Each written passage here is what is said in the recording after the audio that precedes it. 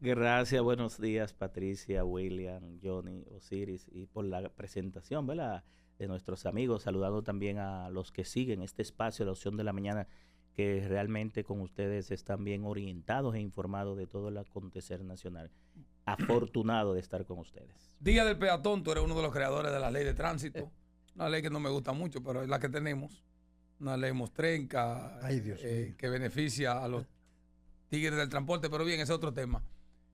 ¿Por qué aquí las políticas públicas en materia de tránsito no, aunque tienen paso del peatón, los AME no hacen que el chofer respete el paso y que los peatones utilicen el carril de peatones? La gente quiere atravesar la calle donde le da la gana, y si tú vas manejando te dicen de todo. Creo que te ha pasado a ti. Siempre me fijo el que está aquí frente al Parque Independencia, que tú sabes que hay un paso para llegar al Conde. Y yo siempre me paro primero porque va mucha gente de cierta edad y uno. Pero ¿por qué no se ha creado esa conciencia? Mira, precisamente, Johnny, que importante tu pregunta hoy día del peatón.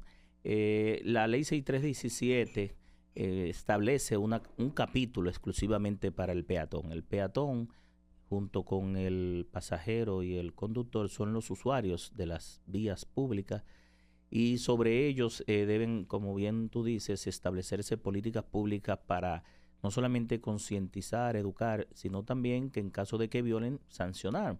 Porque no solamente viola el conductor y el pasajero, por ejemplo, que toma o aborda un autobús o un vehículo donde no debe, y también el conductor que lo recoge y lo deja donde no debe, y toda una serie de comportamientos que deben darse dentro del vehículo y también en las paradas. Pero en el peatón, que es junto a los ciclistas y los motociclistas, los usuarios más vulnerables de las vías públicas, porque la carrocería es su cuerpo, la ley 637 establece una preferencia, dándole un nivel de educación al peatón que debe cruzar por donde esté establecido. Como bien dijo Johnny, se establecen y se pintan los pasos de cebra, la línea de stop, para que el conductor del vehículo se pare antes de llegar a la cebra, no encima de la cebra, obstruyendo la viabilidad del peatón. Si se construyen puentes peatonales, es específicamente para que los peatones lo utilicen. A veces vemos a los perros cruzando por el puente peatonal y al peatón rompiendo la barrera del centro. Eso hemos visto. Sí, el perro tiene un instinto de conservación de su vida extraordinario.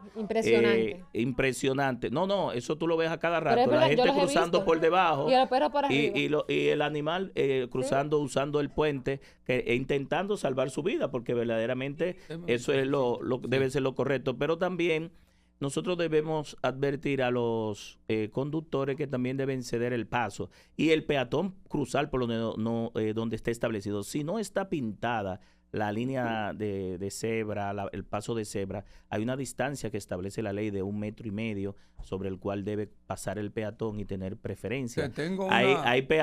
Hay semáforos que se utilizan para dar preferencia al peatón y alterar el ciclo del tiempo del semáforo, y exhortarle aquí, por favor, porque este es el único país del mundo donde un agente de la DGC sustituye el semáforo, que a los agentes de la DGC se pongan antes del semáforo para hacer respetar la línea de stop de los conductores de transporte público. Lo correcto es que ellos se pongan después del semáforo. Y después, en ambos, pero nunca debajo, sustituyendo. Después, por si se va en luz roja, y antes, si hay la cantidad necesaria para hacer cumplir la línea de stop. Te tengo una encomienda como diputado. Me gustaría que ahora mismo, cuando te vaya, lo haga.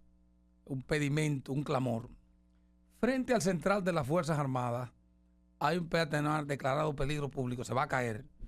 Eso cuando tú estás en el Centro Olímpico va a pasar al central, al hospital. En la Ortega y Gasset. Eso tiene más de 3 años que las autoridades le pusieron un letrero, peligro, para que la gente no suba.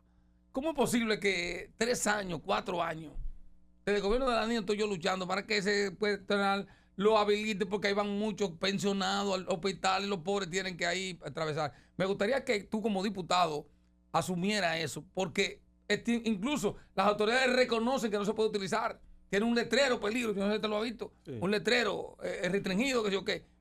Me gustaría que... Bueno, nosotros asumiremos ese tema, Johnny. Yo me dirigiré a las autoridades el Ministerio de Obras Públicas, que generalmente tiene encargado generalmente la construcción, porque ya el mantenimiento, una vez se construye, se le transfiere al ayuntamiento del distrito.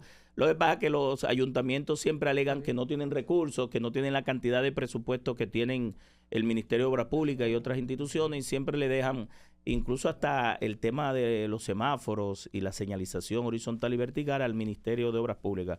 Pero una vez construido el puente peatonal y se estableció una avería, que en este caso no es una avería menor, sino una avería mayor, porque hay una amenaza para la seguridad, porque no solamente de los peatones, si el puente colapsa, como ustedes recuerdan una vez que colapsó en el 18 colapsó ahí un puente peatonal que hubo que interrumpir el tránsito. ¿No recuerdan? Hace unos 7 u 8 años y hubo que restablecerlo. Tobías, gracias por estar con nosotros. Mire, me gustaría saber su parecer sobre esta inversión que está haciendo el Intrant de unos 1.200 millones de pesos con relación a los nuevos semáforos y de fotomultas. Y usted, como también es el creador de esa ley, me gustaría saber su parecer de esto que está haciendo el Intrant. Mira, lo primero es que la ley 6318 establece el uso de las TICs, de las tecnologías de información y la comunicación en la movilidad sostenible, en el tránsito, en el transporte y la seguridad vial. Eso es lo primero. Lo segundo es que desde el Intran se deben aplicar estas medidas cumpliendo con la ley. Y en el caso de las fotomultas, yo le he dicho en otras ocasiones, para poder implementarla, el Poder Ejecutivo o nosotros los legisladores deberíamos modificar más que la ley 6317, los códigos, porque en República Dominicana, en la parte de responsabilidad, a diferencia de otros países, la responsabilidad civil es del propietario a nombre del cual está la matrícula. Exacto. Y la responsabilidad penal del conductor cuando existe un accidente o una violación.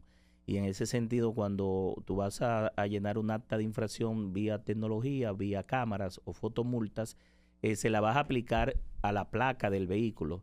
Resulta ser que la placa, el propietario puede ser diferente al conductor. Exacto. Puede ser una empresa o una institución del Estado, pero el conductor un empleado.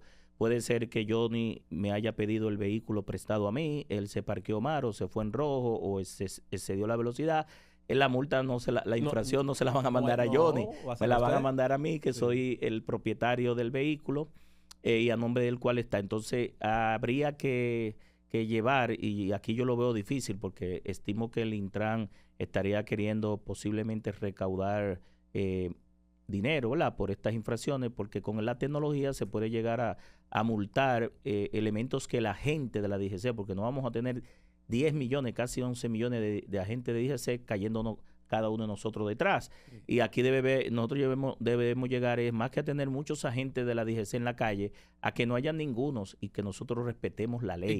Y que la tecnología sea la que, sobre todo... Eso, el proyecto del diputado de la placa de Cotuí, pero yo creo que ustedes deben apoyarlo porque ahí pudiera incluirse un chip en la placa, la nueva placa. Sí, está establecido. Por provincia. Incluso está por regiones y por provincia en la ley, Johnny. Impuestos internos debería ya, porque tenemos 6 años de esta ley. Claro, por regiones, por provincia, e incluso, aunque nosotros lo pusimos, se pudo ir un poco más allá, porque con el vehículo se utiliza mucho para atracos, sicarios y violaciones. Entonces, en ese aspecto hay que desagregar, Osiris, el tema de la responsabilidad civil entre el dueño del vehículo y el conductor, para que no haya problemas después de impugnaciones de inconstitucionalidad por un aspecto que puedan tumbar un proyecto que es bueno, porque no es malo. Es decir, hay países incluso que hay vehículos que van moviéndose de la autoridad, tiran fotos y te mandan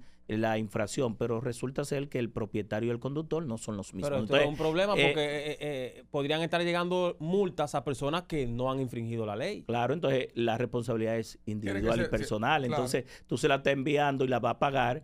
Imagínate un dueño de taxi que tenga diversos vehículos, propietarios, todas las multas le llegarán al propietario y quienes violan son los conductores. Entonces aquí la racionalidad y la proporcionalidad de la sanción debe ir a quien viola. Y en ese aspecto nosotros estamos de acuerdo, y sobre todo que aunque el Intran está estableciendo un sistema de semáforo inteligente de control de tráfico, había que aclarar porque desde el año 2019 ha habido problemas con eso, que parece ser que hubo 40 millones de dólares para ese sistema en la gestión anterior, no en este gobierno, y ahora se están invirtiendo, creo que inicialmente eran 1.000 millones, después 1.300, creo que escuché que terminarían en 2.000 millones, habría que ver el alcance de cuántas intersecciones se van a conectar con lo que le llaman un ITS, que en inglés viene siendo un Intelligent Traffic System, un sistema inteligente de tráfico, que no solamente es para la imposición de las multas o de las fotomultas, sino que también va a considerar asignar de manera dinámica, de manera inteligente, con aforos vehiculares, el nivel de tiempo que se debe dar a cada una de las intersecciones, te mide qué cantidad de vehículos gira a la derecha, gira a la izquierda, gira en U, si el vehículo es liviano, si es pesado, si es motocicleta, y sobre esa base el mismo sistema de manera inteligente asigna los tiempos. Yo tengo un criterio totalmente diferente del tránsito de la capital. Para mí, eliminar el giro de la izquierda, la 27, con Lincoln, eliminarlo es peor. Tú tienes ahora, por ejemplo, tú vas para y siempre hago eso porque lo hacía con mi hija. Íbamos derecho. Yo para ir por ejemplo, a la universidad, nada más tengo que doblar en la Lincoln. Tenía que doblar en la Lincoln. Yo cojo derecho, subo el túnel, el puente. Cuando llego a la Lincoln, tengo que ir a la Churchill para dar un giro para ir a Pucamaima. Pero ven acá. O si viene oeste-este, tiene que llegar a la Tiradentes. Pero el problema de la capital de la 23 nada más está ahí. Cuando tú resuelvas ese problema. Mira qué pasa, Johnny. Yo fui director de tránsito y una vez se me atacó mucho una mañana que la gente... Porque todo el mundo sale con... Manejar es una planeación estratégica. Claro, tú sales de tu casa con un plan, ¿verdad? Y a veces te lo interrumpen. Con una ruta. Con una ruta, sí, por eso digo, con una ruta. Ahora, cuando encuentras un cierre, un obstáculo, te altera esa planeación estratégica, esa ruta. Hasta las condiciones emocionales. Y tú maldices, ¿verdad? Sí. Al funcionario y al que no debe de ser. Entonces, hubo un momento que se nos estaba trancando, Johnny, la Churchill allá abajo. Hay un sistema inteligente de control de tráfico que instaló Leonel Fernández en el 1990 que está en el Boulevard al lado, porque dicen que este va a ser el primer... No es verdad. Sí, entre la Churchill y la Lincoln. Y eso lo administraba yo cuando era director de tránsito. Se nos estaba trancando, Johnny, y tuvimos que cambiar la fase de esa intersección, no ahí en la Lincoln, sino en la Churchill. Y la cantidad de improperios que nos dijeron a nosotros, pero no sabían que en horas pico la capital se volvía un cuello de botella. Todavía. Y tuvimos que tomar esa medida de que la gente, el semáforo te daba paso rojo a todo el mundo. Después tuvimos que darlo alternado. Verde a los que van recto y luego alternado para girar a la izquierda. Y en ese momento nosotros logramos resolver el problema del congestionamiento que se nos estaba dando, sobre todo de 3 de la tarde, 4 hasta 7 de la noche. Pero ¿qué pasa? Que el tránsito no es determinístico, es probabilístico. ¿Y qué tienen que hacer las autoridades? Continuamente, si esa solución de la 27 con Lincoln ya no tiene sentido, porque en un momento posiblemente lo hicieron porque tenía sentido, hacer los estudios para reordenar el tránsito. Yo quiero que tú te vistas de civil, que no sea diputado. No, pero yo voy de civil, yo no tengo rango de militar. Si tú cojas un vehículo y te eches mano por la goma, ¿tú sabes lo que hace? Cierran la rampa de la goma, pero cierran el acceso. Es decir, lo que está haciendo el Intran y la ME, que es una vaina que debe caer un rayo encima, esos malditos.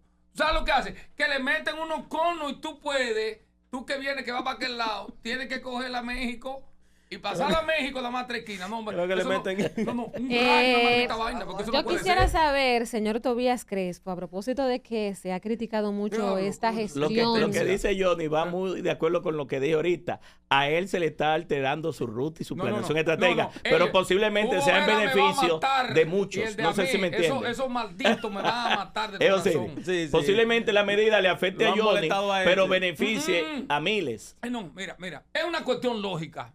Yo quisiera que Hugo, y venga el experto del tránsito más grande del mundo. Yo prefiero un tapón encima del elevado y no un tapón en la México, cuando la México tiene 20.000 intersecciones. Se supone que tú vas, porque es una avenida. Leonel se inventó una vaina aquí que se llamó corredor. El corredor de la 27, que estaba funcionando cuando comenzó, perfecto. Lo dañó la ME. Ese corredor está expreso. No, ya no. Por eso se llama corredor. Ya no. Ya 20.000 intersecciones. Una vía expresa. Para colmo de mal, ellos cierran la rampa. Yo quisiera saber, a propósito de que ayer fue juramentado un nuevo bufete directivo, tanto en la Cámara del Senado como en la Cámara de Diputados, y que en estos 3 años que llevan ustedes como, bueno, en este periodo de legisladores, se ha criticado mucho la cantidad de préstamos que han aprobado, porque ustedes, la oposición, también se supone que levantan la mano para que estos préstamos puedan ser aprobados en ambas cámaras. A veces sí, a veces no, pero forman parte del problema. Entonces, quisiera saber la opinión que tiene Tobías Crespo sobre la cantidad de préstamos que se han aprobado en estas legislaturas, estos 3 años, y además también las leyes que están paralizadas, que ayer veía yo al señor Alfredo Pacheco decir que tendrán como prioridad la aprobación o modificación de la Ley de Seguridad Social, el Código Penal. Yo dije, pero eso es como una burla. Los 4 proyectos ayer yo me siempre. Sentí burlada. No, nunca. Yo me sentí burlada por esas declaraciones que 3 años después, y más el que ha sido diputado en otras ocasiones, tú vengas a decirle que ahora sí. Entonces yo quiero saber cuál es la opinión que tiene el señor Tobías Crespo. Gracias. Bien, mira, desde la Fuerza del Pueblo nosotros hemos hecho objeciones, y no porque los préstamos sean malos. Los préstamos, si van a dejar un legado, si van a resolver un problema, si van a mitigar o a reducir una problemática, son importantes siempre y cuando tengan una rentabilidad económica, social y hasta política, porque todo eso impacta la política. Ahora, este gobierno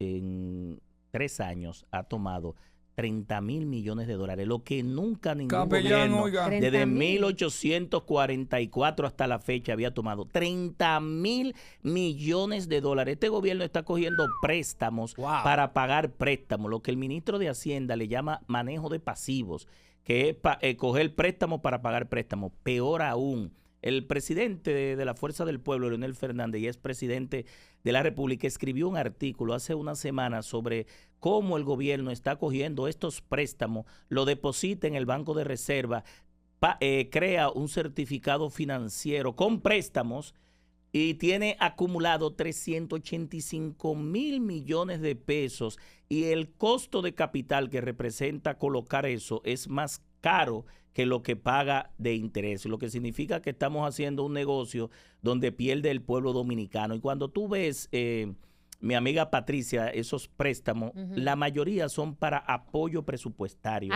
¿Qué es apoyo presupuestario? Bueno, el exceso de nómina, el exceso de gasto. ¿Qué? Claro. Pero don Tobías, apoyo presupuestario. ¿Cómo con exceso de nómina? ¿Cómo para así? Cubrir el déficit. Y no es que para que el INAPA, que la CAS, que Infotep, que Manzanillos dicen que para esa cosa, don Tobías Crespo. Mira, el año pasado el gobierno proyectó un déficit de 3.0, terminó en 3.6 y cogió préstamos para ese déficit. Ellos dicen que no, que es un manejo de pasivo, de aplicaciones financieras, una magia que tiene ahí el ministro de Hacienda, que no es más que agarrar de los préstamos, de la colocación de bonos para bajar parte de los préstamos que se vencen más rápido, ¿verdad? Pero es un manejo de deuda y al final, en definitiva, es coger préstamo para pagar préstamo. No hay un legado, no hay una obra dejada. Te pudiera decir que del gobierno anterior, de 722 escuelas, 17 hospitales, 2 unidades de atención primaria y 4 carreteras, que incluso el gobierno habló del candado legal, ¿tú recuerdas? El nudo legal, el nudo jurídico. Sí. Se le aprobaron una dispensa por los próximos 4 años, hasta diciembre del 2024, para que el gobierno terminase esas obras. Y la mayoría no la ha inaugurado. Muchos de esos contratos, incluso que se ajustaron los presupuestos, porque era que pasaban de... Los contratistas andan buscando su dinero ahí. No le pagan a los contratistas. Muchas de esas obras estaban en un 5, le faltaba un 5, un 10, un 15. Algunos, la cubicación final para entregar e inaugurar. Te lo digo por mi circunscripción 2, que hay diversas escuelas. Ninguna escuela en 3 años este gobierno la ha inaugurado. ¿Y qué dicen? Que van a buscar furgones, que van a buscar... Yo creo que nosotros vamos a volver a la famosa... a la famosa latica de salsa, para que los estudiantes se sienten y lleven. Porque en mi circunscripción, miles... No se rían, señores, ese es un drama. Ustedes no saben el tiempo que yo tengo que dedicar en las escuelas y en los colegios, buscándole un espacio a un padre, a una madre, para que los inscriban. Nosotros estamos retrocediendo. Eso no existía. Y donde tenían los recursos, ¿por qué no han terminado esas 722 escuelas? Es decir, se le aprobaron 44,000 millones de pesos adicionales a 3 billones. Este gobierno manejó 3 billones en 3 años. 1 billón en el 2021, 2 billones en el 2022 y 3 billones en el 2023. El de este año va a ser mayor. Y cada presupuesto te agregan un déficit fiscal adicional porque empiezan a nombrar más gente. Ay, Dios mío. Por ejemplo, las famosas pensiones solidarias que está dando el gobierno. No solamente son de 150,000, 80,000 y 200,000 a dirigentes y comprando dirigentes de la oposición, sino que también el gobierno se inventó 20,000 pensiones solidarias en el presupuesto de este año, de a 6,000 pesos. ¿Tú sabes cómo se distribuyeron? ¿Cómo? Por el presidente de zona, el regidor, el senador, el es una denuncia muy grave, el alcalde. Eso es una denuncia muy grave, don Tobías. Pero yo le he dicho en varios espacios, 1.440 millones hay en el presupuesto de este año para unas pensiones. No estamos opuestos, señora, a las pensiones. Pero las pensiones, claro que sí, claro que sí. Pero claro que sí. Pero claro que sí. La mejor constancia es vete a la dirección de pensiones y pregunta que aquellos que no han acumulado, que esos son los que deben pensionar. Aquellos que se levantaron a las 5 de la mañana, a las 6 de la mañana y le dicen en la caja de jubilación y pensiones que todavía no tiene acumulado los 360 pensiones y esos viejitos están esperando haciendo fila ahí para que le salga su pensión, pero si no está en el padrón del PRM, no entra en esos 6,000 pesos. Así fueron distribuidos 1.440 millones en este año en el presupuesto ingreso. Entonces, para eso se está cogiendo prestado, porque si tú me dijeras que fuera para construir el monorriel, el tren, que son anuncios, todavía la línea 2C que llega a los Alcarrizos, este gobierno dijo que era en diciembre, no va a tener tiempo, eso lo va a inaugurar Leonel Fernández cuando sea presidente en el 2024. Pues, ¿estás seguro así? Pero estamos trabajando para eso. Pero bueno, Johnny Vázquez ha dicho que no ha visto una encuesta en la que le ha dado ganador a la oposición o le ha dado ventaja a la oposición. ¿Cuál es su parecer sobre eso? De que las encuestas, de que la mayoría de las encuestas de que no dan favoritos. Pero un margen que no le dan ventaja. Dice que es reversible. No, mira, lo que Johnny te está diciendo. Aunque vi una que estaban ahí pegados. Sí, lo que Johnny te está diciendo, y no soy vocero de Johnny Vázquez, sí, lo que él está interpretando y haciendo inferencia, porque es inferencia que uno hace de las encuestas, porque son números fríos. Se supone que a partir de ahora que se va a medir bien. Exacto, ahora, es que hay un empate técnico y Luis Abinader te puede rondar 38.5, Leonel 37, pero si tú coges el margen de error hay un empate técnico, pero lo que es de hecho es que Luis Abinader no se va en primera vuelta, no tiene los números, no hay forma de que lo consiga, porque el que no sabe por qué gana, nunca va a entender por qué pierde. Y Luis Abinader no gana en primera vuelta, pero tampoco gana en segunda pierde. Si te has dado cuenta, el único líder que ha firmado pactos y acuerdos políticos es Leonel Fernández, que va a encabezar un frente opositor. ¿Y por qué eso? Porque esos partidos creen en Leonel. Leonel les cumplió. Leonel hizo un acuerdo de 18 partidos del bloque progresista y a todos le cumplió. Hay confianza. Pero este gobierno, Luis Abinader y el PRM, cubiaron. Ustedes no vieron un juez que dijo que lo cubiaron. Todavía hay un presidente de un partido político. ¿El juez Arias? Sí, pero hay un presidente de un partido político que hasta tiene un contrato y sometió por lo civil al presidente del PRM y a su secretaria general porque le prometieron una institución, firmó el contrato, fue a Palacio, donde el ministro administrativo de la presidencia, que le iba a salir su nombramiento, y todavía ese presidente de ese partido político anda reclamando ese contrato que firmó. Si tú no puedes cumplir el primer contrato, ¿cómo tú vas a pedirme a mí que renueve un contrato cuando tú no me das confianza y no cumpliste el primer contrato? Es decir, si me cubiaste la primera vez, sinvergüenza es. Si me engañas la segunda vez, sinvergüenza soy yo. Entonces, es un problema de confianza que tiene la población y difícilmente la gente relija la falta de empleo, el alto costo de la vida, el nivel de inflación, la inseguridad ciudadana, la improvisación. Miren, en los barrios no hay agua. Vaya a los Girasoles, que el negocio más grande es vender los camiones a 2,000, 1,800, 1,600. La gente compra cubetica porque no tiene para pagar los 2,000 pesos y tanques. Vaya a los Girasoles, vaya a Los Ríos, vaya a Palma Real, vaya a Fundación, vaya a Manzano, que usted ve los camiones pasando a dos manos. Parece que el negocio de los que están ahí es más vender los camiones, pero no hay luz. Nosotros dejamos ahí luz 24 horas, circuito 24 horas. ¿Y qué hay? Apagones 14 y 16 horas.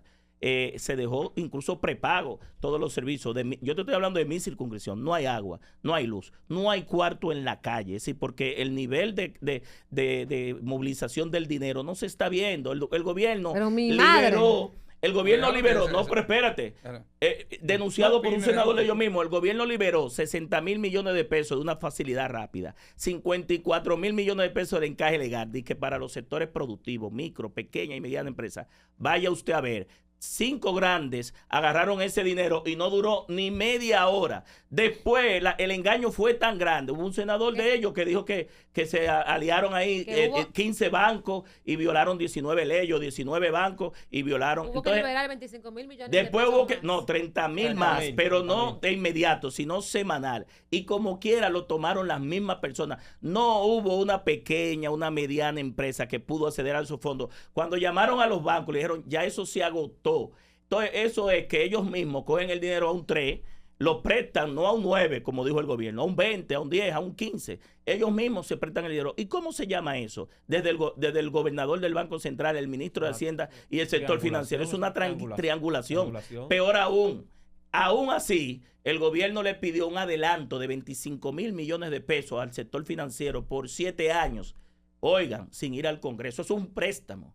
Es un préstamo. Dicen que violando la ley. Claro que es un préstamo. Que es un adelanto interno, dice la DGI. No, el ministro de Hacienda no está facultado a endeudar por una otra generación de otro gobierno, porque si tú me dijeras que lo tomara de aquí a diciembre, pero ellos están comprometiendo los ingresos de otro gobierno sin pasar por el Congreso. Sin pasar por el Congreso, eso tiene una sanción, y recordemos, y no estoy aquí, ¿verdad?, de que hay ministros de Hacienda y candidatos presidenciales y ministros de la presidencia administrativos que están presos, es decir, y no fue por cumplir precisamente la ley. Los ministros y a los directores cumplan con la ley, cumplan con la Constitución. Si eso dice que hay que llevarlo al Congreso, mándelo al Congreso. ¿Hay alguna, de paso, y cambiando de tema, pero siguiendo en la misma línea, hay alguna forma o, qué sé yo, castigo, sanción para los ministros, directores de entidades que no paguen las prestaciones laborales a los desvinculados, según la ley de función pública? Claro que sí, incluso va hacia los bienes del funcionario, cuando no, que eso ha sido una gran preocupación en este gobierno. Miren, en el Ministerio de Educación se cancelaron 40,000 personas, empleados ahí que habían del partido del gobierno anterior, y a la mayoría no se le han dado todavía las prestaciones. Así mismo se hizo en todas las instituciones, en la CASA, en Portuaria, en INAPA, en Industria y Comercio. En Industria y Comercio el ministro dijo que no lo daba, atento a él, en la Cancillería, incluyendo violando la ley de carrera diplomática y administrativa, y han mandado a todas esas personas a las calles sin su dinero. Si usted lo va a cancelar, por favor, dele sus prestaciones, que eso es un derecho adquirido. Esa persona duró un tiempo trabajando y usted va a poner al compañerito de su partido. Usted póngalo, pero dele el dinero al que usted canceló, desvinculó. Porque eso dice la ley. Todavía, usted hablaba ahorita de una posibilidad de una segunda vuelta. Yo creo que el ojalá no haya que ir y Leonel se vaya en primera. Ojalá no. Creo que también el panorama así lo pinta. Sin embargo, al parecer hay un tranque entre los dos partidos que se necesitan uno a otro si van a una segunda vuelta. Porque hay que estar claro, nadie gana en una segunda vuelta sin la alianza con los otros. Claro. Entonces, dos preguntas en una. ¿Cuáles son los sectores a lo interno de ambos partidos que están en ese tranque? Y segundo, en un caso hipotético, se puede dar todo, si es el PLD quien quedase en segundo lugar, ¿apoyaría a la Fuerza del Pueblo a su otrora partido o a sus anteriores compañeros en caso de una segunda vuelta? Mira, la Fuerza del Pueblo tiene una gran alianza con el pueblo y hemos estado firmando acuerdos y pactos con diferentes partidos políticos. Creo que terminaremos en unos 12 o 14 partidos políticos de aquí al año que viene, y Leonel Fernández va a encabezar un gran frente opositor. Pero hay comisiones que están trabajando, por un lado, el compañero miembro de Elección Política, Roberto Rosario, que dirige el sector externo, y por otro lado Peña Guava, con algunos partidos, para encabezar ese frente opositor. Por lo mismo que tú dices que presenta la realidad, que Luis Abinader no gana en primera y en segunda pierde. Y en ese aspecto, para no tener que someter al país a una segunda vuelta, lograr tener una mayoría. Porque si tú sumas en todos lados, en el Senado, en la Cámara de Diputados, y sales a la calle, la oposición es más que el gobierno. Y como la oposición es más que el gobierno, te pudiera decir que el único que puede aglutinar y hacer un proceso de construcción de mayoría cumpliéndole a la gente se llama Leonel Fernández. Mire, breve ya. Ya, pero ya. Breve. No, pero en el tema, volviendo al tránsito. ¿Otra vez? Sí. ¿Qué pasó? ¿Usted recuerda lo que pasó recientemente con un ciudadano cubano que abofeteó a un agente de la DGC y ese agente, bueno, ya le dictaron 3 meses de prisión preventiva. Pero yo preguntarle a usted, Tobías, ¿por qué ese cubano se quejó? Porque supuestamente le tiraron fotos, la gente le tiró fotos a su documento. ¿Puede un agente de la DGC tirarle fotos a un documento, diga cédula o licencia? Mire, lo que no está prohibido está permitido. La ley permite la fotomulta, la ley permite que la gente te pida el documento, coja tu cédula, incluso ojalá el nivel de llenado de infracción, de avance tecnológico, sea que la gente de manera biométrica para evitar la digitación y los errores de las famosas multas fantasma, ¿verdad? Que a veces nos cargan a nosotros sin nosotros violar. Ojalá la DGC tenga la tecnología para de manera con la huella dactilar sin tener que estar digitando la cédula, pero el agente está facultado para pedirle la cédula y sobre la cédula pedir los datos para saber los documentos. Ahora, el documento es un documento privado oficial que nada más lo puede tener el que lo porta, quien se lo emitieron porque cumplió con una serie de requisitos, o la institución que lo emite, que es el Intran. La DGC no puede quedarse, solamente se lo muestra para ver si la licencia es verdadera o falsa, si está al día o no, y ya, y se la devuelve de inmediato. Lo que no podemos es permitir que un ciudadano viole a nivel de orden público, y eso no tiene que ver con la ley de movilidad y de transporte, eso es ya de orden público, abofetea a un agente embestido por la autoridad y por la ley para hacer su trabajo. Y yo le preguntaría a ese cubano, ¿usted cree que él haría eso en Cuba? No. Eso mismo pregunté yo el otro día. Vamos a la pausa.